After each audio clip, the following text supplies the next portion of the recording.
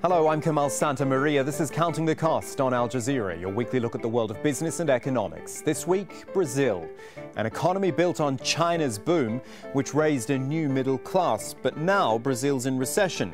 Has it simply outgrown the authors of its best decade, or has something gone seriously wrong? Also this week, Occupy Hong Kong, the protests challenging Beijing's long-term power, but also having a more immediate effect on a bustling economy in one of the world's major financial hubs. And the power behind your phones, your computers and your televisions, not smart design or new technology, but minerals, and ones which bring conflict with them.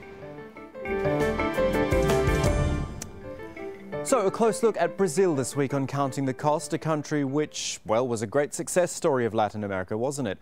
But as it heads to the polls later in October to elect a president, it is the legacy of the last one which looms large among the questions about what's gone wrong under the current one. We're looking at a two-horse race here, the incumbent Dilma Rousseff and the challenger Marina Silva. But there's almost a third player to talk about, and it's this man, the former president, Luiz Inácio Lula da Silva, who's considered to be responsible for Brazil's stellar growth, where it averaged, as you see, 4.5% between 2004 and 2010. That was powered by his policies, though we can probably forgive this dip here in 2009, the recession, because pretty much everyone suffered then. I call him a third player because he handed Brazil over in a very good shape to this lady, Dilma Rousseff, the current president. And as you can see, well, the economy just hasn't performed as well since then. So people are naturally looking back to the Lula days and wondering what's gone wrong. Just one other point, I want to overlay the growth of China at the same time, which might seem a little odd, but in part it has been argued that without the rise of China that we've seen and its appetite for food and raw minerals, then Brazil wouldn't have made the great advances that it has made. Now, we're not saying all the gains were because of China, but it did allow Lula to institute and increase the minimum wage and boost social spending, help improve access to credit, all things which help lift millions of people out of poverty. But right now, as Gabriel Elizondo reports from Sao Paulo, inflation is proving a big hurdle to overcome. At the farmers' market in Geralda Campanella's neighborhood, the produce is fresh, but slowly rising prices in recent years have forced her to dig deeper into her wallet to pay for it. Inflation goes up every day. Before, with 50 reais, I would buy a lot of things.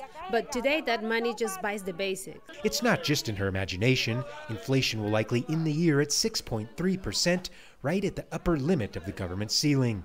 But President Dilma Rousseff was all smiles at a recent campaign rally, but she's facing a hard-fought re-election over her managing of the economy. This week, the central bank said it expects GDP to grow by just 0.7% this year, down from 7.5% growth when she took office. Numbers like that have prompted the opposition to pounce. Candidate Marina Silva, a former leftist now aligned with neoliberal economic advisors, has been short on specifics but promises economic change. And Aécio Neves of the center-right party has been busy sharpening his economic attacks. Industrial jobs are leaving Brazil, and we need to end this perverse cycle of the government that has left us with inflation out of control and economic growth very low. I'll vigorously return us to economic growth again. But in Brazil, the story is a little more complex than what the headlines often show. Unemployment in August was 5%, its lowest for the time period since 2002. Commodities exports to China, while still Brazil's main trading partner, have slowed. Brazil's ports are still a frantic buzz of activity. People still have the thirst to buy, which helped fuel the boom in the first place. They're just buying less. And the recent World Cup helped spark a real estate speculation surge that is yet to pop. But the country that lifted millions out of poverty still has deep divides of rich and poor. Brazil was heaven for the financial markets a few years ago, and now it's become hell. But the real economy, it's not in a profound crisis. It has stagnated, unemployment is low, and there are not massive layoffs like what happened in Europe, Spain, Greece, Portugal, even in the US. But Brazil has lost appeal in part for not responding to the desires of the financial market, and also because it lost the rhythm of growth. Rousseff continues to say the country is well prepared to enter a new, stronger economic cycle, and things really aren't as bad as they look. But it was recently announced that Rousseff's longtime finance minister won't be staying on if she wins a second term. The opposition says Rousseff's own economic record should mean she doesn't get a second chance either. Well, we're going to talk now about Brazil's economic issues by a man who does a bit of continent hopping. He's a professor of international political economy at the University of Brazil, but also a professor at the National Centre for Latin America Studies at the Australian National University. And it's from there, Canberra, that Carlos Pio joins us. Professor, thank you so much for your time. Look, the simple question seems to be, when you look at the numbers and you see how the economy has performed in the last few years, you sort of have to wonder where, why, how it all went wrong for Dilma Rousseff. Well, I think that the answer is pretty clear. The current government, that is a follow-up from the Lula experience from 2003 to 2010, is a very interventionist. So while China was pushing up the whole of Latin America and the commodity export countries, everything went fine. But when China reduced its growth, its demands, things started to show up. Interventionism is a long tradition, is a long problem in Latin America. In Brazil, it had reduced a little bit in the 90s with some market-oriented reforms. But since the 2003, we didn't do much. Brazilians were very content, and I think that the foreign markets were also, that the left wing didn't revert the market-oriented reforms of the 90s. But they actually didn't do much to improve the economic regulations, to address most of the issues that you would expect from a labor-oriented government. For example, to touch the privileges for labor unions and all the entitlements that the economy can support, but they didn't. So I would say that's the major reason why the numbers are so bad. Going back to the start of your answer, I like how you kind of referred to it as the Lula experience, because it was like that, wasn't it? It was an experience, you know, good times, a charismatic leader, a guy who was an international player. Do you think all those good years have been squandered, or is there a way for current leadership to pull back some of those good times? Well, I think that we were all very correct when we saw the Lula times as one of civilizing the left-wing parties. Now we don't have anybody in the political arena in Brazil that actually favors the use of force in politics or subversion of democratic rule, and I think that this is a great job. But he did that in the first 4 years. What we had in the last 8 years, so in 12 years of the left-wing experience, is that this is too little. And so they should have done much more reform. And what you saw in the last 4 years with President Rousseff, who is running for re-election, is that she actually reverted some of what of this consensus that Lula seems to accept. She became much more interventionist, nominating political cadres to run state-owned companies. She interfered with the management of the central bank. It's now subservient to what she dictates. And nothing of those problems she acknowledges. She seems to be running as someone living in a fantasy world, and that's very worrying. It's a very preoccupying for not only foreign investors, but for Brazilians in general. And yet two things spring to mind here. One, she, Dilma Rousseff, is an economist, so you'd think she might have had a bit more success in that department. And two, you know, she's running for re-election, is likely to be re-elected, so then you have to question what, if anything, is actually going to change. Well, these 2 points are very important. I think that the first one, she is an economist. What we call economists in Brazil is basically someone who has an undergraduate degree. And the one she holds is from a very backward economic department in Brazil. So she's not actually an economist. She was someone who had undergraduate training, maybe a master's extension degree in economics. She's not a doctor in economics, and mostly she's not connected to the mainstream economics that are taught mostly around the world, any other places in Latin America, including parts of Brazil. Why she has so much political support or electoral support?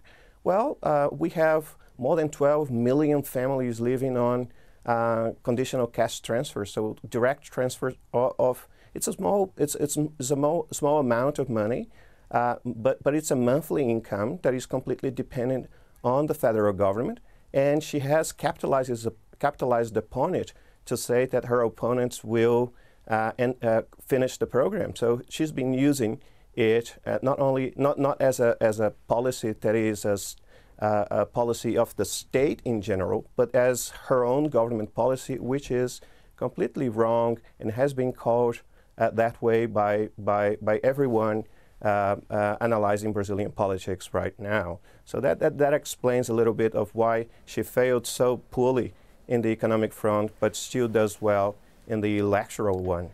Here's the thing though, Carlos. Dilma Rousseff, or indeed whoever gets into power here, will have a tough job ahead of them. It feels almost like the expectations of the Brazilian people have changed. You know, they've done better in the last 10 years or so. The middle class has grown and people have, you know, they've been brought out of poverty to quite a degree. Their expectations are going to be higher, and you have to question whether the politicians can deliver on that. Well, I think that the election actually put the Brazilian electorate in front of two very different options. And one of them is the deepening of the current policy options. And I think that the signs that we are seeing now will be much worse in a year if the president is re-elected.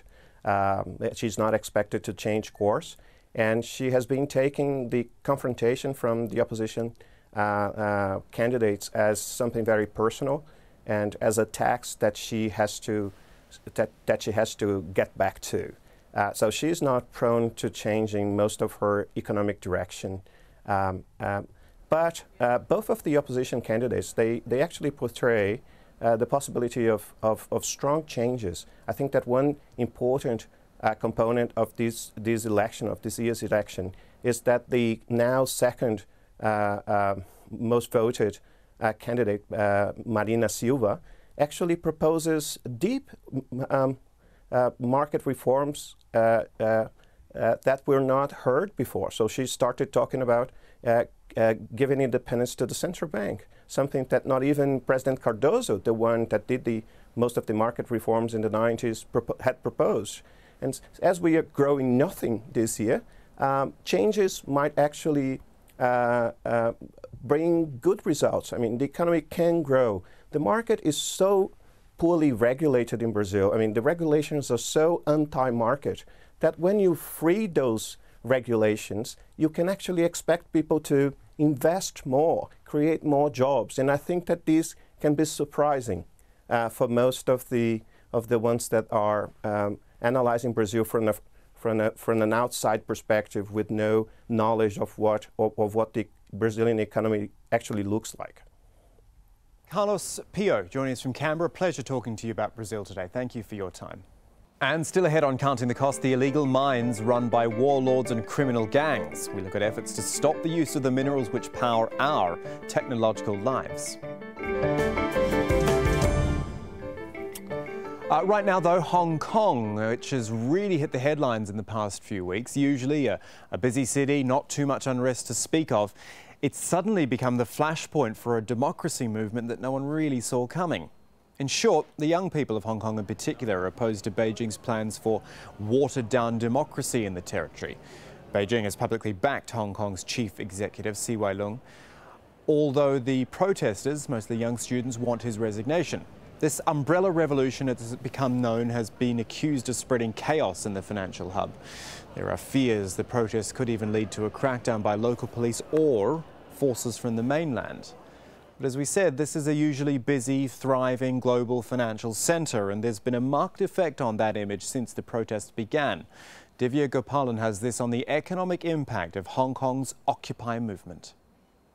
Without the usual crowds, it's hard to tell that Le Claret Bistro is in a prime location. This should have been the restaurant's opening day. The staff are ready, the coffee's brewing, but the only person being served is the owner. When you see that all the roads are being blocked, and then traffics are being diverted, and then there are no people walking on the streets, then nobody would come into our restaurant. The protests have strategically taken root in Hong Kong's most densely packed office and shopping areas like Causeway Bay. This is normally one of the busiest times of the year for luxury stores, with China's Golden Holiday Week starting. But the cash-rich mainlanders are staying away. And it's frustrating more than just the retailers. Why must you damage the prosperity of Hong Kong in your fight for democracy? The concern is echoed by business leaders who say that if the protests continue, Hong Kong's economy will take a hit. I think it will affect the image of Hong Kong, and also maybe the foreign investors will have certain reservations. This is where most of the protesters gather. They take up about 3 kilometers of this boulevard. This is normally one of Hong Kong's busiest roads. It connects the east and the west of the island. But the protests have essentially cut the heart of the business district in half, reflecting the divide in Hong Kong's population. Feelings are mixed at the Wan Chai Computer Center. The building is usually packed with tech-savvy youngsters, but many of them are at the protests. My sales have dropped around 30%, but personally, I think the protesters are very peaceful and I support their campaign. 98% of Hong Kong's businesses are small or medium-sized. It's unclear how long the protests will last, but what business owners do know is that the longer they continue, the less likely their enterprises will survive. We're back to Latin America now on this part of the programme. Argentina and its inability to meet its debt commitments. That in turn is making it impossible to get the international credit Argentina so badly needs. You'd think all of that might mean the government would pull back on its spending a bit, right? Well, have a look at this from Lucia Newman. Argentine lawyer Luis Jimenez turns on the light as he enters his Buenos Aires flat. In the kitchen, he pours water into the kettle, which he then heats by lighting the gas stove in preparation for his afternoon mate tea. In this daily ritual, everything but the tea is heavily subsidized by the government. These are my electricity, gas and water bills. How much are they subsidized, we ask? About 2/3 of the electricity bill, about 1/3 of the water, and the gas a little less. As the light bill specifies, in neighboring Chile and Brazil, it would be 5 times more expensive, and in Uruguay, 16 times more. And when Jimenez goes to the city center, he pays roughly 40 US cents, the cheapest bus fare in South America. All this costs money, and lots of it, as President Cristina Kirchner noted when she welcomed the first batch of new trains for Argentina's heavily subsidized public rail system. In all, we have spent $220 million, the biggest investment in our public rail system in 50 or 60 years. Of course, subsidies are popular. But economists insist Argentina can't afford to keep taking money out of the central bank without putting it back. This country's reserves are plummeting amid double-digit inflation, fanned in great part by social spending, most of it for subsidies. But rather than maintain or reduce public spending, this first semester the government increased it by nearly 50%. We are playing at the edge of the precipice. We risk reaching the point where we will grab the central bank's piggy bank and discover there are no more coins. And Argentina again will be bankrupt, as has happened so many times before. A warning the government is ignoring, hoping that the piggy bank won't run out, at least not before presidential elections a year from now. Now, have you ever thought that the stuff inside your phones and your laptops and your tablet, not the content, but the actual guts of the thing, could be fueling conflicts in some of the world's most dangerous places? We're talking about things like gold, tungsten and tantalum, minerals which, because of where they come from and the competition they produce, take on the name conflict minerals. In places like the DRC, metals are unearthed, people are exploited, huge money is made, weapons flourish, and so one of the most vicious, long-running conflicts in Africa is fueled. As many as 5 million people have died in around a decade. Our case study this week, though, is from Colombia, and you'll see in this report now from Alessandro Rampietti how the chain works: the miners, the rebels, the multinationals, the threats and the exploitation. In La Toma, mining has always been a communal affair. As their ancestors have done for hundreds of years, men and women of all ages chip away at the rocks in search of gold. It's a way to make a modest living, but also an activity deeply linked to their culture. I started when I was 5 years old, since I knew what mining was. This unites us. We don't want multinational companies here, or illegal groups with excavators and mercury that pollute the river. For 20 years, the community has managed to defend their territory from powerful interests and large-scale mining, but now they say they're proving defenseless against the latest threat. Half a dozen illegal mines scar the river along the valley. Under control of armed men, bulldozers dig holes day and night. The community says FARC rebels and criminal gangs exploit them. Leaders received death threats for reporting their presence, and some had to leave. Armed groups depend on this activity now, so anything we say turns us into a target. We live in fear because we don't know what they're capable of, and we feel the government is not doing anything about it. Experts say illegal mining now outstrips drug trafficking as the main source of criminal income in many regions. Increasing the international price of gold, this became a profitable activity, a source of resources for criminal groups. And given that this is by nature illegal, they have to rely on violence in the same way that they do it with drug trafficking, to enforce contracts, to enforce property rights, to control territories. In San Antonio, over 2,000 people worked at this illegal mine until part of it collapsed, killing 14. Only then did the police shut it down. It's been like a domino effect. They took away the gold, destroyed the environment, and the very fabric of our once agricultural community. We're left with nothing. And further to that report, have a look at this interview I conducted for Al Jazeera News with Emily Norton. She's with the NGO Global Witness, which looks at issues concerning environmental exploitation and human rights. I asked Emily how these issues were being dealt with and at what level. Well, right now, we're looking very much at the EU, actually, for action. Internationally, governments are trying to make changes. They're trying to make sure that companies are required to actually check their supply chains and check that they are not funding armed groups, they're not funding militias, and they're not funding members of the military who are in these sort of mines. In Europe, we are looking actually for binding requirements on companies that supply your mobile phones, companies that supply laptops that contain minerals which, if not sourced and sourced responsibly from high-risk areas, actually do risk funding conflict and funding human rights abuses. So we, right now, are looking very much to international governments. We're looking for reform, and we're looking for companies to start checking their supply chains and publicly report on what they're doing. And are companies willing to do that? I mean, they should. This is almost reminding me of the sort of the trade in clothing, you know, sweatshops and things like that, where companies had to become more responsible about who was making their garments. Are companies willing to be a bit more responsible like that? What we've seen so far, unfortunately, is that companies do not respond to voluntary measures.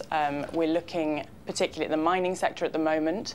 There has been regulation in the US which compels downstream companies, so companies that sell mobile phones, sell products containing these minerals, to actually source responsibly. That has had an impact. But apart from that, in the EU, research shows that companies are not checking their supply chains. They're certainly not publicly reporting on what they're doing to check that they don't fund conflict.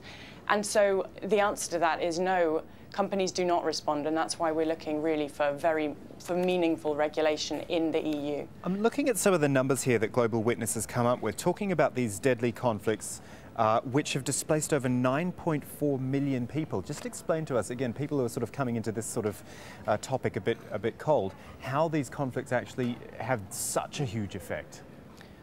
Well, conflicts like the conflict in the eastern DRC, that's the Democratic Republic of the Congo, and the conflicts in the armed groups in Colombia have displaced huge numbers of people, and these conflicts are ongoing, and I think they don't reach perhaps the media attention that they should.